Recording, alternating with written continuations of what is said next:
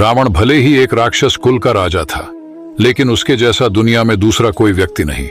इसीलिए कहा जाता है कि रावण सिर्फ एक है। लंकाधिपति दशानन महाराज रावण अत्यंत ही बलशाली, महापराक्रमी योद्धा, परम शिव भक्त, वेदों का झाता और महापंडित था।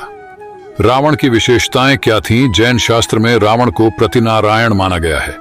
यही कारण है कि जैन धर्म के 64 शलाका पुरुषों में रावण का नाम भी शामिल है।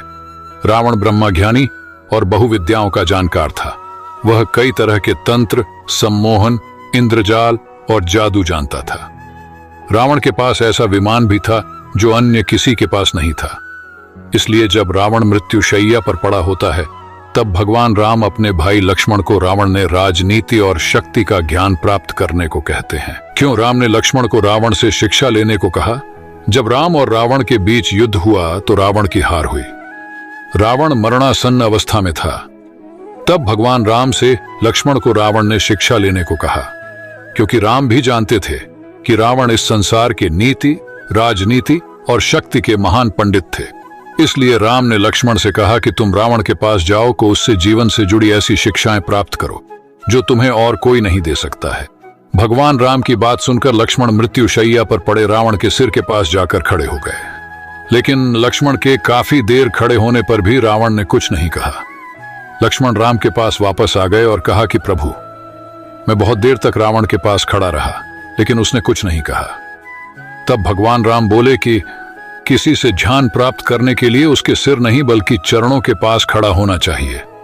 इसके बाद लक्ष्मण फिर से रावण के चरणों के पास जाकर खड़े हो गए और रावण ने मरने से पहले लक्ष्मण को जो बातें बताई वह आज भी हर किसी को जरूर जाननी चाहिए। रावण ने मरने से पहले क्या कहा? रावण लक्ष्मण को ज्ञान देते हुए कहते हैं कि किसी भी शुभ या अच्छे काम के लिए देरी नहीं करनी चाहिए। वहीं अशुभ काम के लिए जितना मोहवश करना पड़े उसे उतना टालने का प्रयास करना चाहिए। अपनी शक्ति और पराक्रम में इतना घमंड नहीं करना चाहिए या इतना अधिक अंधा नहीं होना चाहिए कि शत्रु तुच्छ लगने लगे। मुझे ब्रह्मा जी से वरदान मिला था कि मानव और वानर के अलावा कोई मुझे नहीं मार सकेगा, लेकिन इसके बावजूद मैंने इन्हें तुच्छ मान लिया और यही मेरी सबसे बड़ी भूल थी, जिस कारण आज मैं मरणासन्न अवस्था में पड़ा हूं। रावण का तीसरा उपदेश था कि अपने शत्रु और मित्र के बीच पहचान करने की समझ होनी चाहिए। कई बार हम शत्रु को अपना मित्र समझ लेते हैं, जो कि बाद में हमारे शत्रु साबित होते हैं। वहीं जिसे हम शत्रु समझकर पराया कर देते हैं, वही हमारे असली मित्र होते हैं।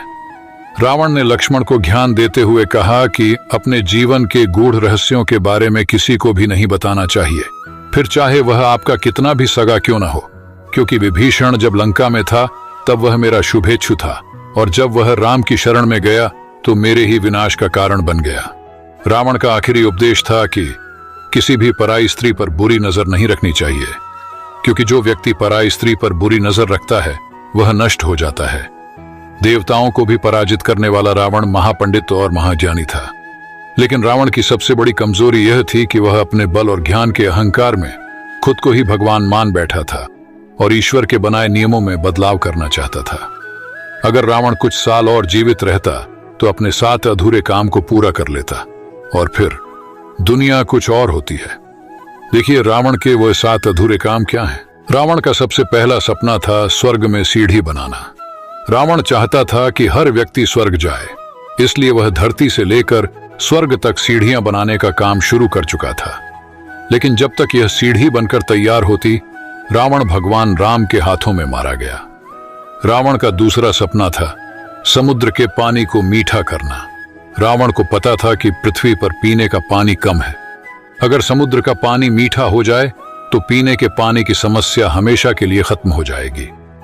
इस काम में रावण लग चुका था, लेकिन कम पूरा होने से पहले खुद पृथ्वी से चला गया। रावण का तीसरा अधूरा काम सोने में सुगंध भरना था। इसकी वजह यह थी कि रावण सोने का शौकीन था, इसलिए उसने अपनी पूरी नगरी सोने की बनाई थी। रावण चाहता था कि सोने में सुगंध आ जाए ताकि उसे कहीं भी सुगंध से जान लिया जाए। इससे सोने की तलाश आसान हो जाएगी। रावण अगर कुछ दिन और जीवित रहता तो मदिरा को गंधहीन बना देता। रावण की चौथी इच्छा थी कि मदिरा में कोई गंध नहीं हो, जिससे सभी लोग मदिरा पान का आनंद ले सकें। लंकापति रावण रंगभेद को खत्म करना चाहता था। रावण चाहता था कि सभी लोग गोरे दिखें ताकि कोई किसी को उनके सांवले रंग को लेकर मजाक न करे।